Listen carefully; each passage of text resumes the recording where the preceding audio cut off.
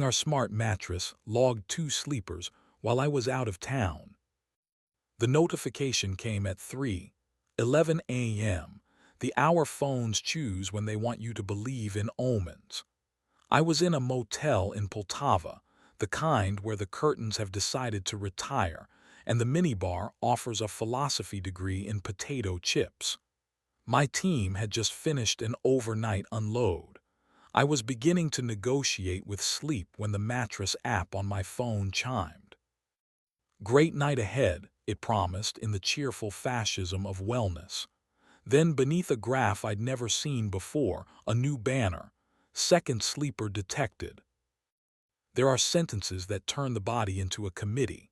For a moment I was all motions, sitting up, pinching the bridge of my nose, swiping the screen like it owed me context. The graph showed our bed at home as if it were a hospital monitor for fidelity, 2 lines in softened neon, one steady, one unfamiliar. The app had labels.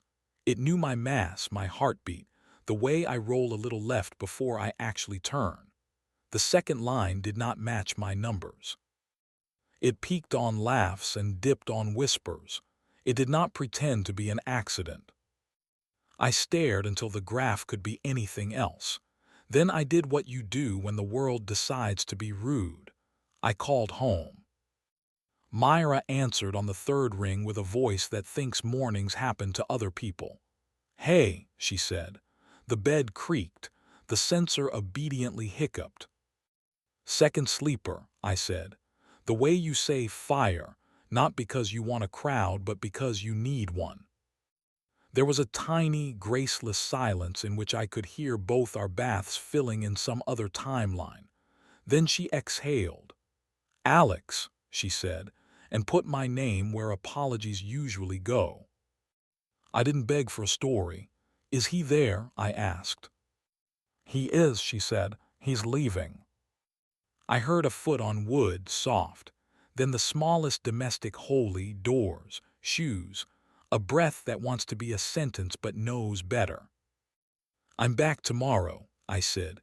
"We'll talk like people who know where the knives are." "Okay," she said. And neither of us pretended we were still the ones who bought that bed because the marketing copy promised restitution. I did not sleep. Morning pretended not to notice. By the time the sun convinced the motel to believe in windows again, I had invented 12 laws and rescinded 11 of them. On the drive back, I made the world smaller, radio off, road straight, breath like discipline. When I pulled into our block, the city was bright and reckless, the way it looks when it has survived something you weren't invited to. Myra was waiting on the balcony, hair knotted like she'd tied her thinking to it, bare feet telegraphing I am not going to hide behind footwear. She opened the door before I knocked, because we are still that civilized. The apartment smelled like lemon and sleep. Our bed, down the hall, smelled like the word the app hadn't found. "Roman," I asked, because why pretend I hadn't already named the ghost? She nodded. "He wanted to say goodbye," she said. "We said more than that." Our mattress is a genius. It warms the bed at the right minute. It watches you breathe and calls your breath a score. It divides the surface into 2 countries, then invites you to defect. I walked down the hall and stared at it like a conspirator. The app presented its little graphs as if they had earned rights in court. Myra followed, scrubbed clean of the face she wears when she wants to be agreed with. "It knows the wrong things," she said softly. "It's great at counting, terrible at meaning." I laughed once, the kind of laugh that stops a collapse from becoming a performance. "Like me," I said, "like us." We sat on the edge of the bed, 2 citizens in our own country waiting for the news. The sheets were impeccable, which was almost worse. I scrolled the app because I am an animal that likes to confirm the trap holds. "It thought you were him for a while," I said, showing her a band where our 2 lines braided into one. "Or it thought he was me." "It didn't," she said, and I loved her for refusing to let a censor decide who we were. Did you sleep? I asked. Not really, she said. We did other things, then we tried to sleep the way good people do after they've been brave in the wrong direction. It was an audition. I failed. The word brave felt like a guest we were tired of entertaining. On the nightstand, our stupid white noise machine offered to turn our shame into ocean. Why him? I asked, trying for a tone that wasn't police. She smoothed the edge of the top sheet with her finger, which is how I know she's not performing anything except honesty. Because he looks at me like I am not an invoice, she said. Because he talks to me like a person can be both architecture and weather. Because you are so careful with me that sometimes I forget I have skin. I should have brought flowers and burned them on the stove. I should have given a speech the neighbors would admire. Instead, I closed the app like it was a page in a book we hadn't agreed to read, and I looked at the bed like a dog that ate something it shouldn't have but still wanted to be loved. 21 days, I said, because 30 is for movies and 7 is for liars. 3 weeks where the only other sleeper is when one of us has the flu. We take turns being uncareful. We heat this bed with body, not tech. If you still want him after that, you get to say it while we're both under the same quilt. She smiled with her mouth and not her eyes.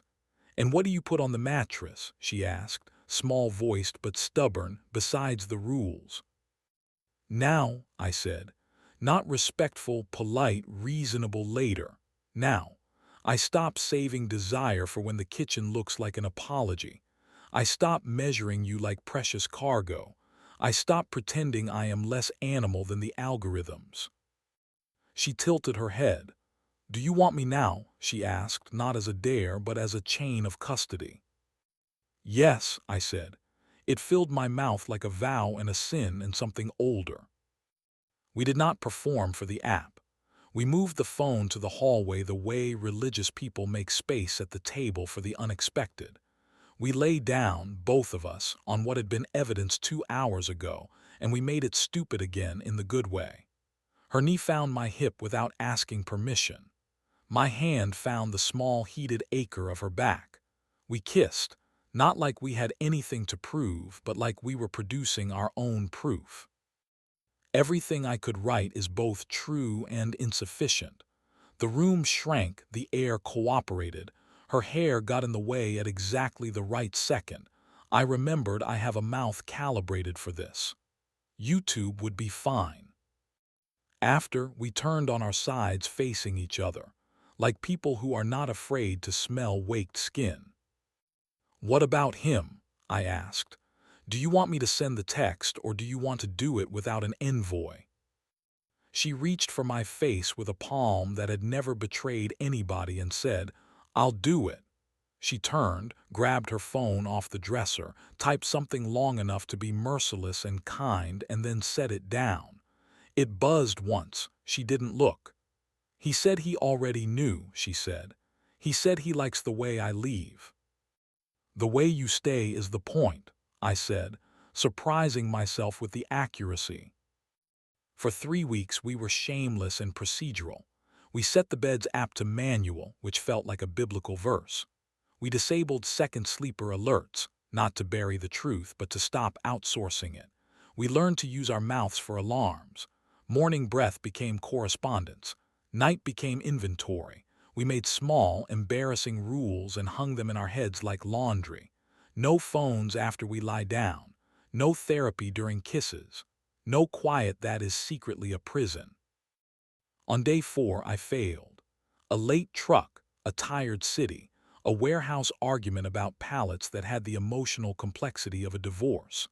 I came home the version of myself who believes doors exist only so you can test your keys. Myra was on the sofa reading something with a sad cover. I kissed her forehead like a father who doesn't understand context. She said louder, our new word for unable to pretend, and I said, I am afraid your body is a favor you grant me when I am charming. She said, I am afraid I turned wanting into a performance with better lighting than at home. Then we went to bed and didn't touch and still slept the right way, in the same climate. On day 7, she took me to the mattress store where we'd bought this surveillance system disguised as a quilt. The salesperson greeted us like long-lost cousins. "We love ours," she lied politely, and then asked specific questions about support and temperature that made the woman believe we were trying to be people who deserved these answers. We lay down on a floor model in our shoes like teenagers. The ceiling lights were unforgiving. The moment was. "We did this once," I said. "We made 30 minutes of hope viable." She had the decency to laugh without cruelty. We left with nothing except an agreement to remember softness that predates memory. On day 9, Roman appeared in our grocery store as if the city had decided all nouns are proper. He had a basket full of basil like he was trying to be a parody of how my life would like to be improved. He saw us before we saw him and got smaller like a man who has finally learned he does not need to be a portrait. "I removed my face from the bed," he said, which is not how anything works, but we forgave the metaphor because we were tired. Myra thanked him for not writing a letter. I thanked him for not being geography anymore. He paid for his basil, which felt like education. On day 11, the app made a montage. Couple's best streak. I let it play because sometimes you need to be congratulated by a cartoon to continue. The photos were all generic, you and sunset, you and a cafe. But the dates lined up with a truth I was beginning to believe. We were loud enough in the same room to change graphs. On day 14, Dasha texted me. "Are you furious?" she asked, because loyalty can be nosy and still be loyal. I wrote back, "I'm employed by the same company as everyone else. Learning." She sent a lemon emoji, which in Dasha means take what you need, leave the peel. On day 16, we broke another small rule that isn't going in any handbook. We turned the bed around. Headboard where the feet had been.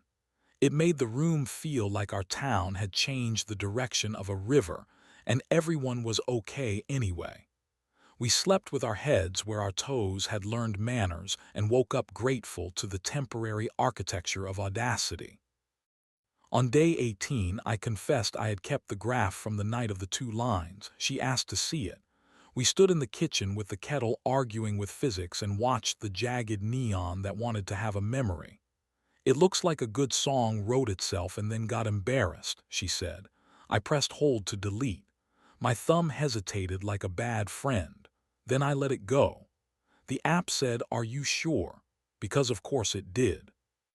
"Yes," I said, which is the kind of spiritual practice none of the saints tell you about. On day 21, the bed offered me a badge. "You've improved your sleep quality by 26%. We improved our honesty by something unmeasurable," I told it.